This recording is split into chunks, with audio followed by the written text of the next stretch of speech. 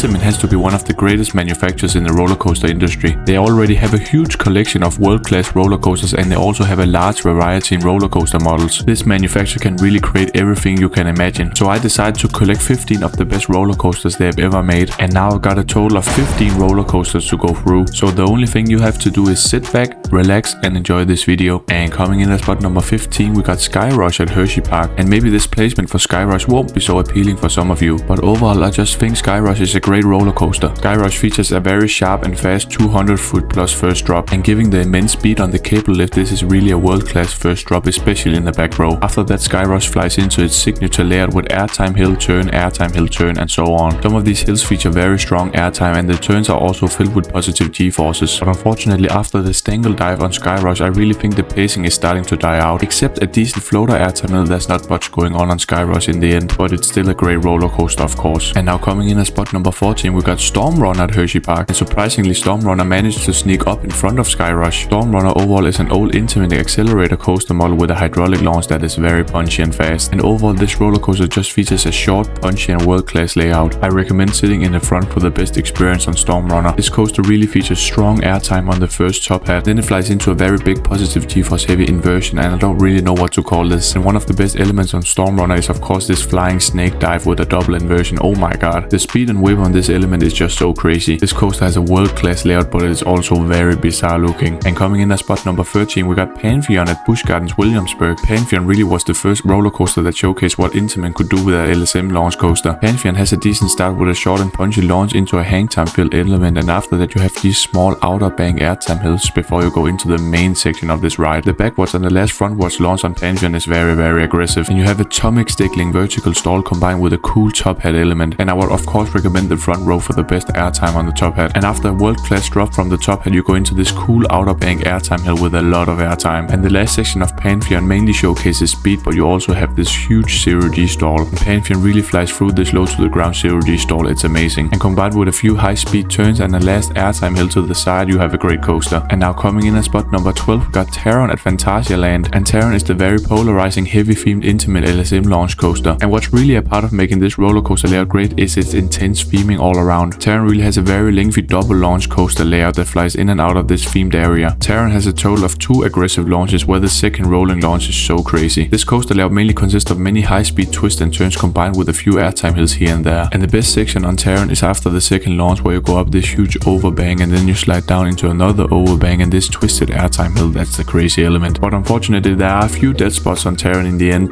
And now coming in at spot number 11, we got Panion at King's Dominion. And formerly known as Intimidator 305, this roller coaster is really crazy. And Panion is part of the rare Intamin Giga roller coaster model. And surprisingly, this roller coaster doesn't really focus on airtime. We focus on the positive G-forces right here. And Panion starts out with a crazy first drop, and after that you have a very low to the ground bank turn with strong positive G-forces. You might even black out. And the best part for me is after the long drawn out layout, where you have many high speed twists and turns that just whips you to the side. And these extremely high twists and turns are so whippy that we might call it airtime moments. But the last part of this ride is a bit too drawn out because the trims really hit on these airtime hills and the last elements. And now coming in at spot number 10, we got Expedition GeForce at Holiday Park. And this roller coaster really is an Intamin classic. Even though this roller coaster is quite old, this roller coaster layout can still compete with the greatest. Expedition GeForce really has a very simple but very punchy layout. First of all, you have a world-class twisted first drop, especially if you sit in the back row, and after that you just have this high-paced airtime hill with a lot of strong airtime. And apart from airtime hills on this coaster, you mainly just have overbank turns and a bit of low to the ground banking. And this coaster really has a relentless ending with many airtime hills, and these are just strong. This coaster really is just a classic. And now coming in at spot number 9, we got El Toro at Six Flags Great Adventure. And this behemoth of a wooden roller coaster really is part of the rare Intamin prefab coaster models. This coaster really has one of the best starts in the whole world. You go down this very steep and huge first drop, and after that you go into 2 of the best camelbacks in the whole world. And these camelbacks really offer sustained and very strong airtime. And the only dull moments on the Toro is between the turnaround section and the rolling thunder hill. This rolling thunder hill really has a very sharp dip down, so you get crazy airtime, especially in the back row. And this legendary roller coaster ends up with a cool and whippy twister section. But unfortunately, El Toro is a bit rough, so please make this refurbishment quick. And now coming in at spot number 8, we got T-Express at Everland. And overall, I just think T-Express is a bit better than El Toro, so hear me out. T-Express yet again starts off with a world-class first drop and then a world-class airtime hill. But after the strong airtime hill, T-Express quickly turns to the right and twists down into a very strong positive G-force heavy turn. But after this strong turn, T-Express just goes into Balder's layout at Liseberg. So T-Express this overall deletes the half dull mid section you have on El Toro and Colossus, and after this you have many airtime hills and bank turns, and these airtime hills are just very strong. And now coming in at spot number 7 we got Konk at Walibi Belgium, and Konk really showcases what Intamin can do with a next gen Intamin mega coaster. It's very clear to see that Konk is an updated version of Expedition GeForce. Yet again Konk starts out with a twisted first drop and it's crazy in the back row, it feels like a car crash, and after that you have this crazy airtime hill and outer bank moment. And this starter section on Konk can really be compared to Steel Vengeance, they have the same elements. The only dull moment for me on Konk is the non-inverting Cobra roll. It may look cool but it doesn't really offer that much. And after this element Konk doesn't really have any filler elements. This coaster overall just has many relentless airtime moments, and you can see the ending that took a bit inspiration from Steel Vengeance. And now coming in at spot number 6 we got Toris at Park Asterix. Toris for me is just a much better and more lengthier version of Panion. Toris starts off with a very punchy launch into this very weird stall element inversion, and then you have this iconic swing launch section yet again. And just like Panion, the backwards and less frontwards launch on Toris are just the best. But unfortunately the top hat element on Toris doesn't really hit like Panion, but after the top hat element Toris flies into a full layer with a stall, airtime hill, twist and turn, and very whippy last inversion. My favorite elements on this coaster is of course the airtime hill on the swing launch, and then you have a 0G stall that's awesome, and an airtime hill. And now coming in at spot number 5 we got Hyperion at Energylandia, and this behemoth of a roller coaster actually stands as the tallest coaster with a lift hill in Europe. This first drop on Hyperion really needs to be studied. It's almost vertical, and on top of that it's almost 300 feet long. After that you have a world-class camelback hill with strong airtime, and then you have a dive loop with a lot of whip. And what I really like about Hyperion is that the layout has a lot of variety. Hyperion also showcases great pacing through its low to the ground elements such as wave turns, over banks and small S hills, and in the end you have a cool airtime hill and a water effect, so great coaster overall. The only negative thing about Hyperion is that it has a long drawn out floater airtime hill that doesn't really offer that much airtime. And now coming in at spot number 4 we got Maverick at Cedar Point, and Maverick actually ended the roller coaster record awards because this coaster really showcases that size doesn't really matter.